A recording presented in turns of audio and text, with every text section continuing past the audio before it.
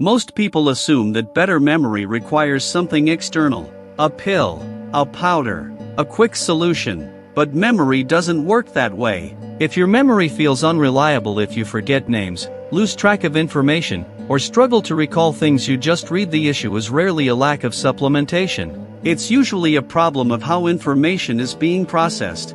That's where the real answer begins. Because memory is not something you simply boost. It's something you build through conditions. To understand this, you need to look at how memory actually works. Your brain goes through 3 basic steps when handling information. First, it receives input. Second, it processes and organizes that input. Third, it stores it in a way that allows retrieval later. If any of these steps are weak, memory feels unreliable. And most people don't have a storage problem. They have a processing problem. Information comes in, but it doesn't get organized properly. So it never becomes something you can recall. This is why you can read a page and forget it minutes later. Not because your brain is incapable, but because the conditions weren't right for proper encoding. One of the biggest issues is attention. If your attention is divided, your brain doesn't fully register what you're experiencing. You might think you're paying attention, but part of your focus is elsewhere. Notifications, background noise, internal thoughts, all of these compete for attention. And when attention is fragmented, memory suffers. The second issue is speed. Most people consume information too quickly. They move from one thing to another without pausing. Your brain needs time to process. Without that time, information stays superficial. It doesn't become structured memory. The third issue is overload. When you take in too much information at once, your brain has to prioritize. It focuses on immediate tasks and discards the rest. This is not a flaw. It's how your brain protects itself. But it means that more input doesn't equal better memory. In fact, it often leads to worse retention. The fourth issue is lack of repetition. Memory strengthens through exposure and review. If you encounter something once and never revisit it, your brain doesn't treat it as important. So it fades. The fifth issue is context. Your brain stores information more effectively when it's connected to something meaningful.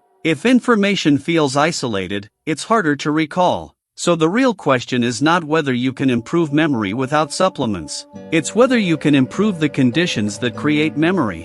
And the answer is yes. The first step is stabilizing attention. Single tasking is more effective than multitasking. Even short periods of focused attention improve how information is encoded.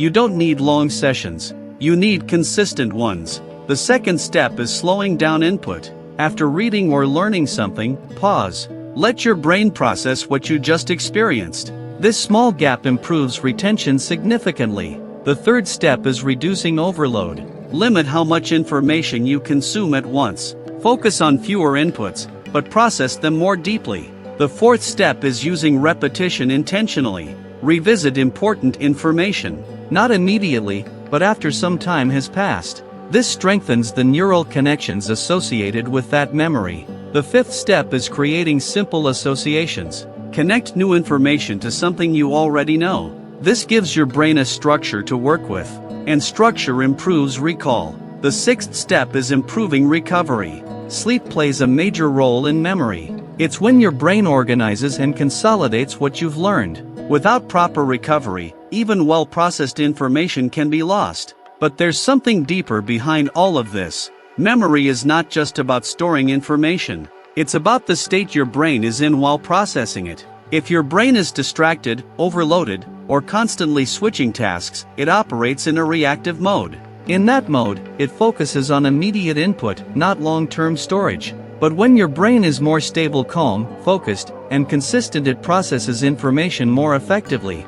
That's the key insight. Memory improves when your brain operates in a stable state. Not when you force it to remember more, but when you create the conditions that allow it to retain information naturally. Some people build this through structured study habits. Others use quiet time before learning. And there are also simple audio-based approaches designed to support more stable brain patterns associated with focus and memory. The method can vary, but the principle stays the same.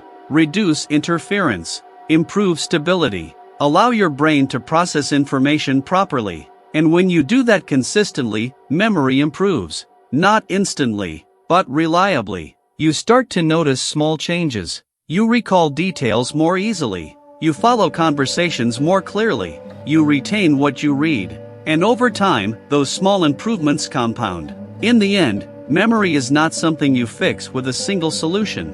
It's something you support through structure. If this helped you understand how memory actually works, consider subscribing. This channel focuses on clear, practical ways to improve how your mind performs in everyday situations. And if you want to explore a simple way to support focus and memory as part of your daily routine, there's a resource linked in the description. It fits into a short, consistent practice and can help you experience how your brain responds when the conditions are stable. Better memory doesn't come from more input. It comes from better processing.